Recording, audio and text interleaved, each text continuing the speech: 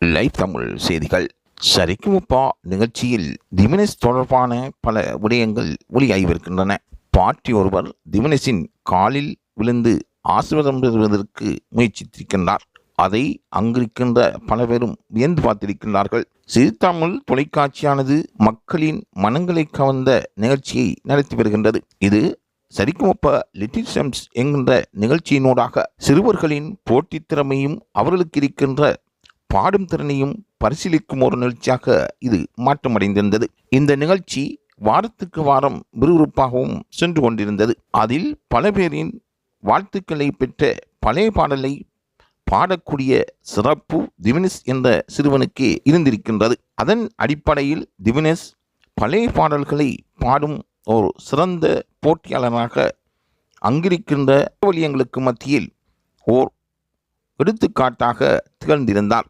அவர் பாட நினைத்தால் ரசிகர்கள் எழுந்து நின்று அவருக்கு வாழ்த்துக்களை தெரிவிப்பார்கள். ஆனால் விசேடமாக என்னவென்றால், மூத்தவர்கள் மேடைக்கு வந்து அந்த சிறுவனான திவினேஷை காலில் விழுந்து வணங்குவதற்கு சென்ற பொழுது அந்த தருணம் மிகவும் நிகழ்ச்சியாக இருந்ததாகவும் கூறப்படுகின்றது.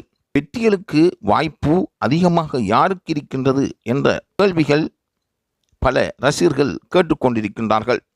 திவினேஷை பொறுத்தவரையில் மக்களின் வாக்கை அதிகமாக பெற்று வருகின்றார் என்ற கருத்தும் நிலவுகின்றது.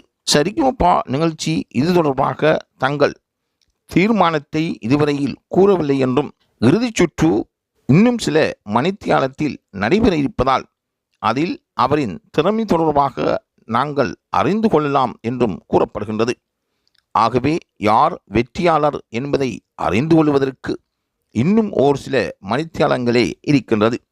அத்துடன் இந்த சரிக்குமுப்பா லிட்டில் சாம்ஸ் இந்த வருடம் முடிவுக்கு வர இருக்கின்றது. இருந்தாலும் விரைவாக அடுத்த சுற்று சரிக்குமுப்பா லிட்டில் சாம்ஸ் 5 ஆரம்பிக்கப்படவும் இருப்பதாக கூறப்படுகின்றது. சிறந்த போட்டியாளர்கள் இதில் தங்களுக்குரிய வெற்றியை பெற்று எதிர்காலத்தில் முன்னணி பாடகர்களாக உலா வருவார்கள் என்பதில் ஐயமில்லை. ஆகவே அந்த வெற்றி வாய்ப்பு திவினேஷுக்கா என்று கேட்கும் கேள்விகளுக்கு மிக விரைவில் விடை கிடைக்க இருப்பதாக கூறப்படுகின்றது. திவினேஷ் தொடர்பான தகவல்களை லைவ் தமிழ் செய்திகள் தொடர்ந்தும் உங்களுக்கு தந்த வண்ணமே இருக்கும். தொடர்ந்தும் இந்த செய்தியுடன் இணைந்திருங்கள்.